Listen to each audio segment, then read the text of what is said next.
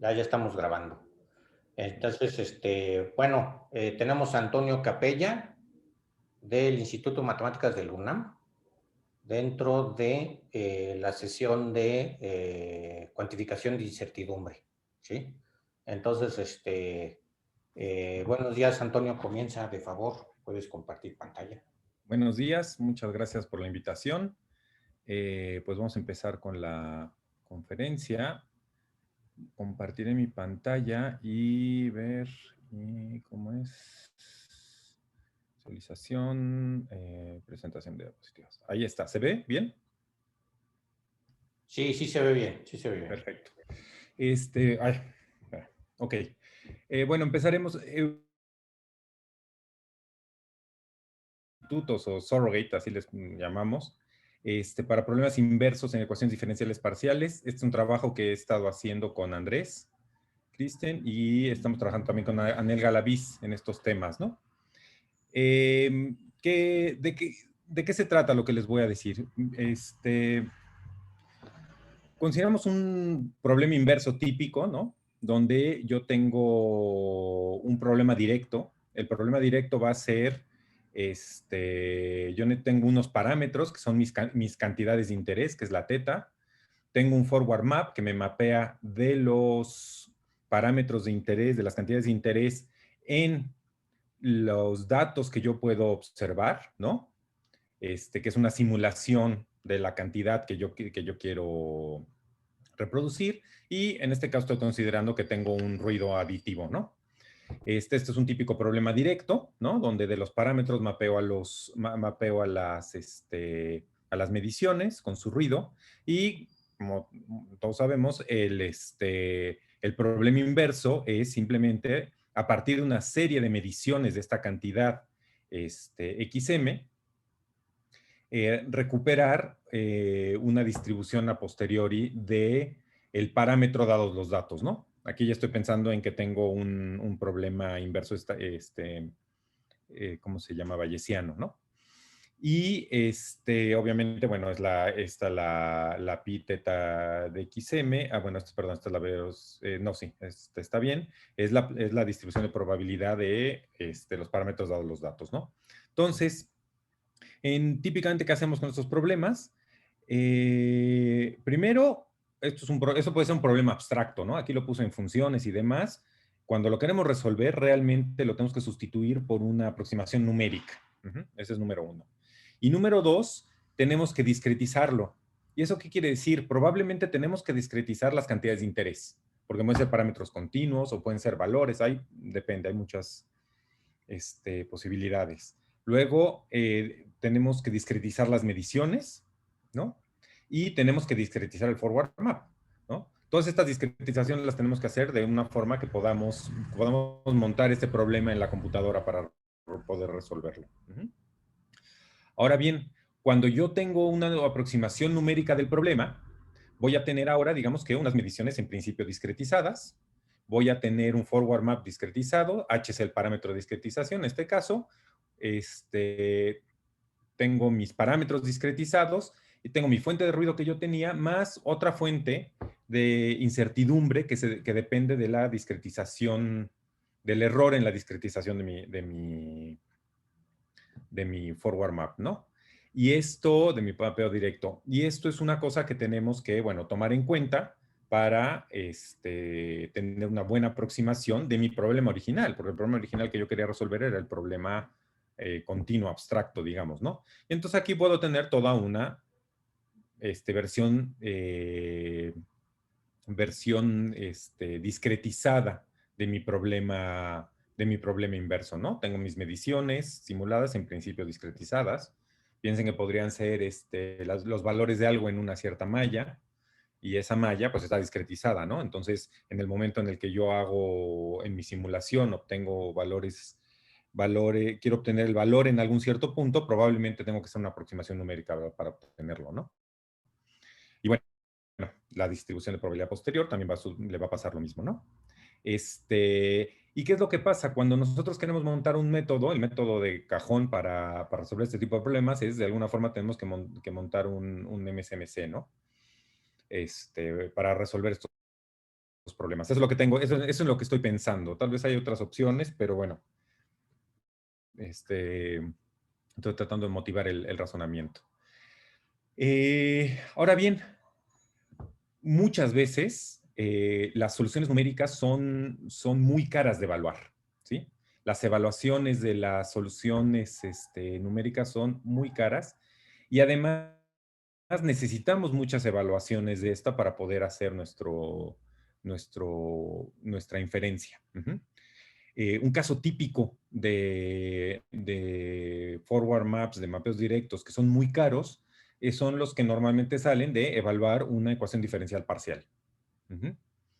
Si queremos un fenómeno complejo modelado con una ecuación diferencial parcial, pues típicamente esto implica crear un método numérico que puede ser muy, muy costoso para evaluar.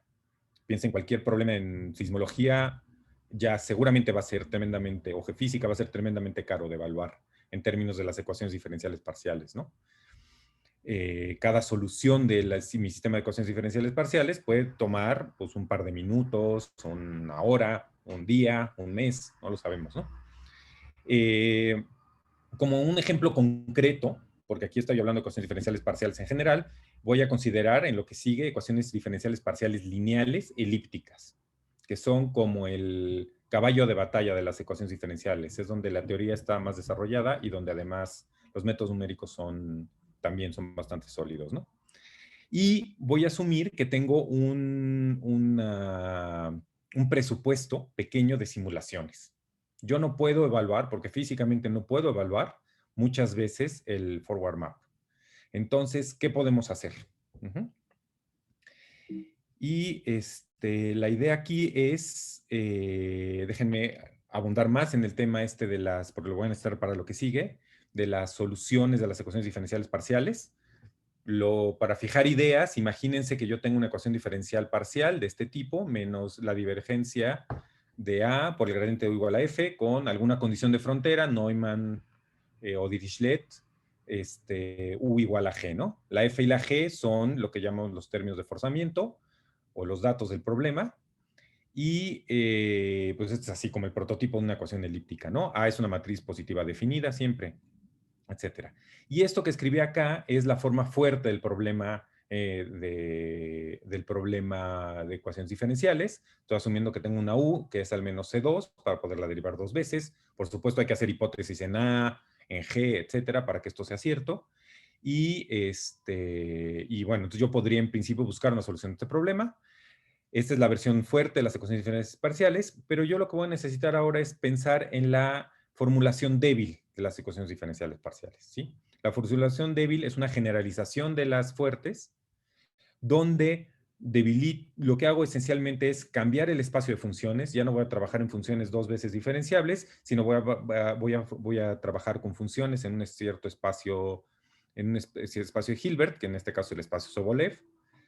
Y cambio mi noción de derivada. En lugar de la derivada como un límite, transformo la derivada en algo que tiene que ver con la fórmula de integración por partes. No entrar en los detalles, pero lo que sí es claro es que si yo multiplico a la ecuación de arriba por una U, integro por partes, hago unas ciertas operaciones, pues obtengo la versión de abajo. Y la versión de abajo es lo que llamamos la versión débil, ¿no? Estoy buscando una solución que ahora está en espacios Sobolev, tal que satisface esta ecuación integral.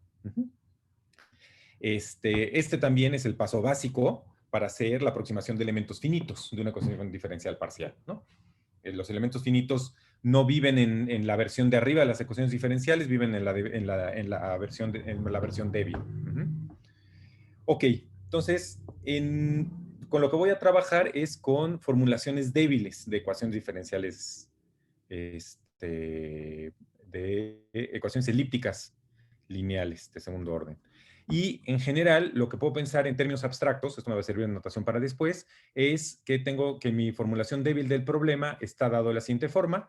Tengo una forma bilineal, que es esta A, igual a LdV, perdón, donde A de U es simplemente la integral que acabamos de construir y L de V pues es un cierto funcional aplicado a F, ¿no? Todo esto, por supuesto, se puede hacer riguroso y demás, pero nada más para tener el concepto abstracto, que es el que necesito ahorita para derivar ciertas fórmulas, es que tengo una forma bilineal aplicada a V y a U, igual a L de V, y si tengo una solución, pues significa que, que esta igualdad se vale para todas las funciones V en el espacio de Sobolev que le toque, ¿no? La A es una forma simétrica positiva definida por las hipótesis usuales de ecuaciones elípticas, y L es un operador lineal. Entonces, esta formulita va a ser importante lo que sigue. Ok, ahora, entonces, yo puedo pensar que mis ecuaciones diferenciales son del tipo PW, en su versión débil, en general, y ahora puedo preguntarme qué tipo de problemas inversos puedo tener. Y de este tipo de problemas inversos puedo tener esencialmente tres. El primero es, si teta es mi cantidad de interés, ¿no? Pues tenemos tres posibles problemas inversos. El primero es cuando el lado derecho depende de teta, ¿sí? En este caso el problema es lineal y con un solver muy eficiente de mi ecuación diferencial parcial puedo encontrar las soluciones, ¿no? Aquí solo tengo que construir, aquí en elementos finitos tengo que construir una matriz A, el operador A numérico, y esto solo tengo que construir una vez. La otra posibilidad es que teta esté metido dentro del operador bilineal. El problema es, normalmente son muy caros porque tengo que construir mi matriz de elementos finitos muchas veces, ¿no? Y esa es, construir este operador bilineal es caro, generalmente. Y luego tengo un tercer tipo de problemas donde el dominio depende de mi cantidad de interés. Y esto típicamente lo metemos en el espacio funcional. Estos problemas son no locales y tienen sus complicaciones. Y yo me voy a fijar ahorita en los problemas tipo 2. Quiero tratar de resolver un problema donde el operador depende de mi cantidad de interés. Que es lo que digo acá. Y lo que voy a asumir es que para este operador, es una ecuación diferencial parcial, a la que yo solo le puedo calcular K simulaciones, donde K es un número pequeño, pueden pensar 50, 100, 1000, las que quieran, pero es relativamente pequeño para lo que normalmente necesita uno para hacer un MSMC. Y entonces, la idea de nuestro modelo surrogate, que esa es la parte que quiero ahorita contarles, es que yo puedo construir, lo que vamos a hacer es construir K soluciones, que son como unas soluciones marcos, son las soluciones del surrogate. Aquí las tengo, que van a ser estas zetas, ¿sí? Tales que son soluciones del problema para ciertos valores del parámetro θk, que van de θ1 hasta θk. Y lo que voy a proponer es que si yo tengo una teta que no está dentro de estos parámetros, pues voy a proponer una cierta interpolación. Es decir, yo voy a sustituir mi solución U original del problema con como una interpolación de los valores que sí puedo calcular. Esta operación es mucho más barata que resolver el sistema de ecuaciones diferenciales, ¿no? Eso seguro, aunque les voy a decir un poco más de esto más adelante. Y la idea aquí la pregunta entonces es, ¿cómo escojo las lambdas K? ¿Cómo escojo mi interpolación? Bueno, pues lo que queremos hacer es que esta interpolación esté informada por la ecuación diferencial parcial. ¿Cómo hacemos esto? Pues vamos a definir una especie de error que va a ser qué tanto me alejo de que mi interpolación sea realmente una solución del problema. Perdón, aquí esta FJ debería ser una V. Esto es un typo. Y defino esta cota del error normalizada por la L para que no meta ruido en los tamaños y demás, pero lo que quiero ver es que mi interpolación, ¿qué tanto se aleja de ser una solución real del problema? Y para hacer esto, lo que tengo que calcular son ciertas cotas, ¿no? De este error. Estas, simplemente como el problema es lineal, las lambdas K salen, me quedan una serie de ecuaciones de esta forma, donde cada una de estas, estas van a ser las soluciones en el parámetro θk, pero en el operador θ. El operador que tiene que ver, aquí le falta una θ, el operador que tiene que ver con A de θ. Y esto, pues no es una solución exacta, pero es cometo cierto error, dependiendo de qué tanto me alejo, con cada una de las soluciones de mi surrogate, y las lambdas K, pues me van a pesar qué tanto tengo este error. Ahora bien, como cada una de estas zetas, tetas, K son una solución, pues esta LDV va a ser directamente igual a la forma bilineal, también evaluada en la solución, pero en el operador θk, ¿sí? Y esto para todas las Vs, por lo tanto lo puedo sustituir. Y lo que me queda es, tengo una diferencia entre el operador A de teta valuado en mi solución teta K y el operador A de teta K valuada en la solución teta K, ¿sí? Y lo que quiero ver es si puedo hacer esto pequeño.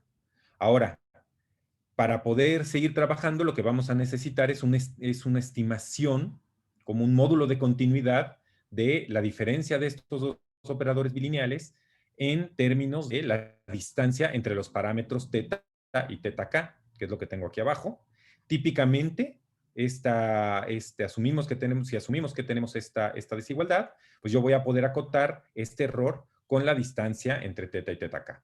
Ahora, este tipo de estimaciones son muy comunes en la teoría de estabilidad y regularidad de ecuaciones diferenciales parciales. Hay que hacerlas con cuidado, voy a hacer un poco más adelante cosas sobre esto, pero esta es la estimación básica. Y teniendo esta estimación básica, pues procedemos. Ahora tenemos que el error va a estar acotado por algo que tiene que ver con las lambdas k y las distancias entre el parámetro que yo quiero, la solución, perdón, el valor del parámetro en el que quiero evaluar la solución y los valores de los parámetros donde yo conozco la solución. Tiene que ver con la norma de la solución en algún cierto espacio y la norma del operador lineal del lado derecho de la ecuación. Ahora yo defino unas ciertas QKs que son de esta forma, ¿sí? De forma tal que cuando teta se acerca a teta k, la QK se va a infinito y lo normalizo. En este caso, entonces mi combinación lineal va a ser una combinación lineal convexa y voy a tener una cota del error, que en la medida que las QKs se incrementen, pues el error, Q tetas K se incrementen, el error va a ser más pequeño. Pero aquí ya tengo una forma de escoger esto, ¿no? Y ese es el punto de mi interpolación y está informado por la ecuación diferencial parcial. Yo quiero optimizar, en cierto sentido, estas distancias. Bueno, aquí un punto importante. Si recuerdan, lo que estamos diciendo es que yo construyo, déjenme un segundo, que yo voy a construir mi interpolación. Ahora, a veces, cuando yo hago problemas inversos, yo, una vez que tengo a mi función U, que es solución de la ecuación diferencial parcial, además tengo un operador de observación. Y ese operador de observación va a ir del espacio de las soluciones a un cierto RM. Tengo M observaciones con las que voy a trabajar. Y lo que yo puedo calcular es simplemente, como todo sigue siendo lineal, el operador de observación sobre el operador de interpolación, pero estos van a conmutar, porque todo es lineal y finito dimensional, y entonces solo tengo que calcular la combinación lineal de las observaciones en las soluciones que ya conozco. Este es un punto importante, ¿sí? Que es lo que digo acá, que no vamos a calcular, no necesitamos ni siquiera calcular la interpolación.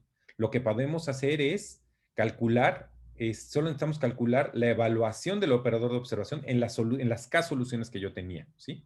Y con eso ya puedo interpolar a mis observaciones que necesito para mi método, ¿no? Una cosa, no sé que calcular estas interpolaciones puede ser muy caro. Si yo tengo un problema con un millón de nodos, hacer una interpolación de 50 matrices con 1 millón de nodos cuesta tiempo de cómputo, ¿no? Pero ni siquiera lo necesito hacer, ¿no? Entonces, aquí simplemente tengo que calcular la interpolación del operador de observación, que típicamente va a ser una cantidad mucho más pequeña que el valor de todos los nodos en la solución. Ok, entonces nada más como resumen, ¿qué es lo que proponemos como algoritmo para los surrogates? Vamos a decir que en lugar de calcular para un valor teta, construimos A de teta y resolvemos la ecuación diferencial que nos toca. Aquí la escribí como en forma débil, en forma fuerte. Lo que proponemos es, para un cierto marco de soluciones, precalcular las soluciones en estos valores teta 1 hasta teta k, preevaluar el operador de observación de las soluciones y para cada teta que nosotros vayamos a tener, evaluar esta interpolación, estas lambdas k que me interpolan a mi solución, o evaluando estas dos cosas, y estimamos nuestra solución u teta de la siguiente forma, ¿no? Como nuestra interpolación. Ahora, ni siquiera lo tenemos que hacer. Probablemente nada más tenemos que construir el operador de observación montado en esas ecuaciones. Ok, y este es el algoritmo. Evidentemente hay error, bastante error acumulado. Pero ahorita no voy a entrar en ese detalle, lo voy a comentar al final. Y ahora quiero ver como un inicio de aplicación que estamos tratando de montar en esto, ¿no? Y de lo que les voy a hablar es una cosa que sucede en la costa de Guerrero, en México, que son los sismos lentos. Aquí resulta que las placas se están empujando, la placa de Cocos se mete en la placa continental, está empujando al continente. Aquí están todas las zonas donde hay muchos temblores, y aquí se puede ver cómo es la placa continental que está empujando, la placa de Cocos que está empujando a la planta continental. Y esto deforma ¿cómo se llama? A la placa continental, porque es la masa de toda la placa de Cocos empujando. Puede ver, pusieron varias estaciones de GPS. Y estos GPS miden la deformación de la Tierra. Si lo vemos de lado, esto se ve de esta forma. La placa entra por acá. Esto eventualmente va a ser nuestro modelo. Tenemos el upper crust, la corteza superior, la corteza inferior, que tienen propiedades distintas. Una es más densa, la de abajo es más densa que la de arriba. Hay una diferencia entre las velocidades de las ondas, cómo se transmiten, etcétera, ¿no? Tenemos esto. Y en esta placa tenemos la presión directamente de la placa oceánica pegando en la placa continental. Vamos para fijar ideas. Ahora bien, lo que han hecho durante los últimos años son campañas de medición, y lo que han medido es cómo se deforma a lo largo del tiempo pues, la superficie de las placas continentales, ¿no? Se desplazan centímetros, suben y bajan. Aquí la estación de Iguala, por ejemplo, es esta estación de aquí, y se puede ver como en componentes verticales y horizontales y tangenciales, etcétera. No voy a entrar en los detalles, pero se está deformando, ¿no? Lo que vamos a querer hacer ahora a partir de las estaciones de GPS, calcular a partir de las estaciones de GPS, lo que quiero calcular es dónde está la transición entre la corteza superior y la corteza inferior.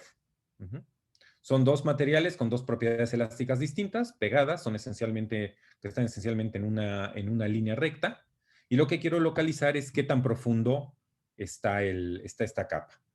Hasta ahorita todavía no tengo cosas con datos reales, pero lo que tenemos son ¿cómo se llama?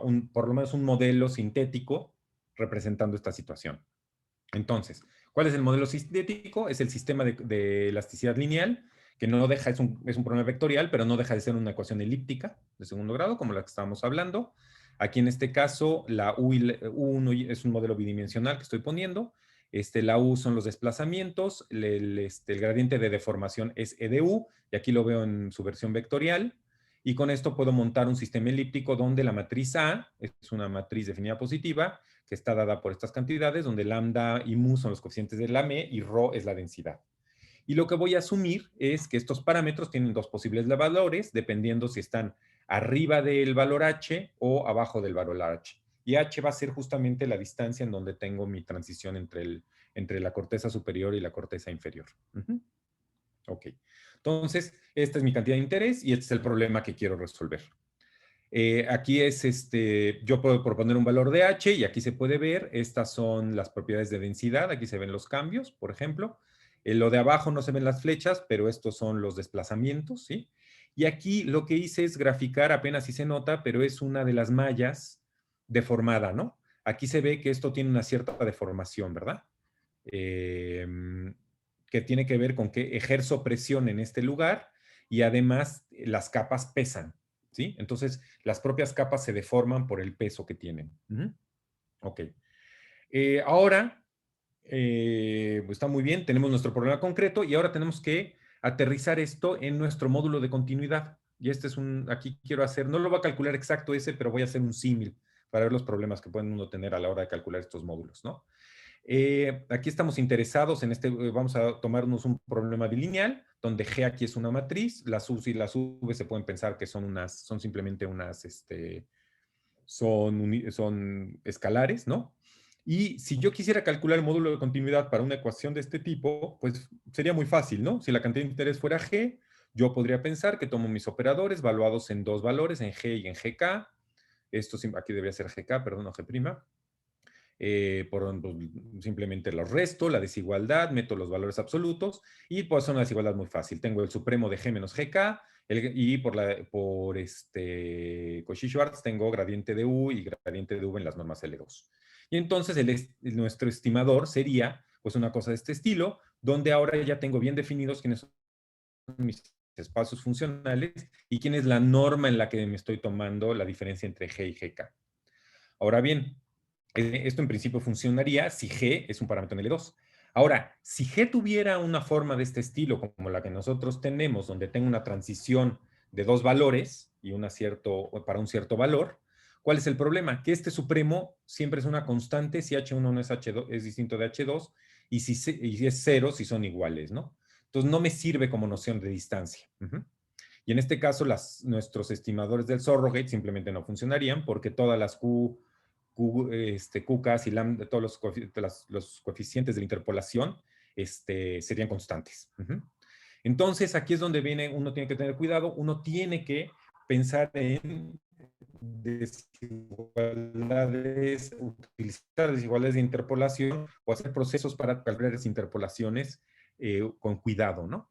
En este ejemplo que acabo de poner, uno podría, de hecho, no voy a hacer aquí el cálculo, uno podría calcular el módulo de continuidad y uno que podría servir es uno de este estilo, ¿no? Donde aquí H1 menos H2 van a ir a la 1 medio y la norma de U ahora es en L4. Entonces, otra cosa que es importante es cuando uno tiene estas estimaciones, además hay que checar que el gradiente de U realmente esté en L4, porque si esta constante es infinita, porque en principio no la tengo uniformemente acotada, pues el método también puede fallar, ¿no? Y eso es importante tenerlo en cuenta. ¿Ok? En el caso de nuestro problema ¿cómo se llama? De elasticidad lineal, lo que nos acaba quedando es que las normas correctas van a ser H1 menos H2 a la 1/4 por la norma L4 aquí del gradiente de formación y H1 menos H2 a la 1 medio por la norma L2. En este caso, las Qs serían de esta forma. Uno podría hacer cotas más grandes aquí, ¿no? Pero lo dejamos a este nivel. La Q tendría esta forma y el resto del procedimiento ya se puede utilizar.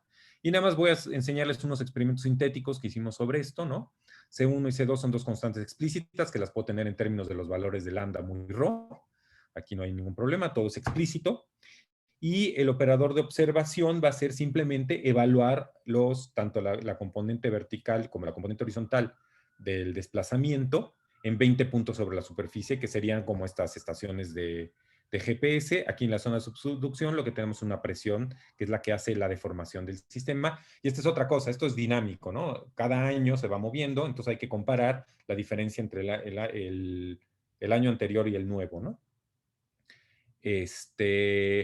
¿Cómo montamos nuestro problema? Pues voy a asumir que la H es como una normal truncada, con la media es menos 9.5 kilómetros. Esto está en unidades que cuadran con las unidades reales y la sigma es igual a 2. Y además la es truncada de menos 15 a menos 5 kilómetros. Se sabe que esta cosa está como a menos 10 kilómetros. El ruido en las mediciones, pues es también una normal, y voy a asumir una con media cero y una señal a ruido del 15% más o menos, ¿no? Para la magnitud.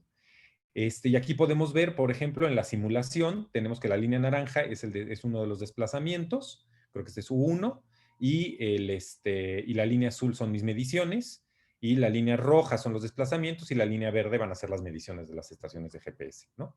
Es 15% de error, entonces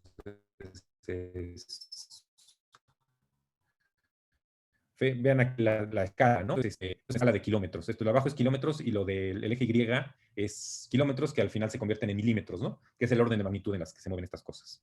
¿Ok? Estos son los resultados. Corrimos un MSMC. Este es un MSMC que tiene 1 millón de iteraciones. Esta es la última parte, el burn-in. Aquí a la izquierda pueden ver la priori que le pusimos y la posterior, ¿no?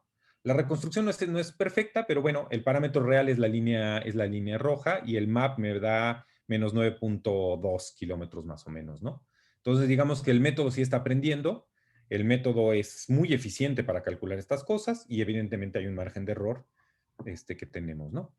Y esto es, bueno, y este es el ejemplo que les quería mostrar. Un poco de conclusiones, nada más para ver. La pregunta es, bueno, ¿valió la pena hacer esto? Aquí estamos usando 160,000 nodos, más o menos, 159,000, etcétera.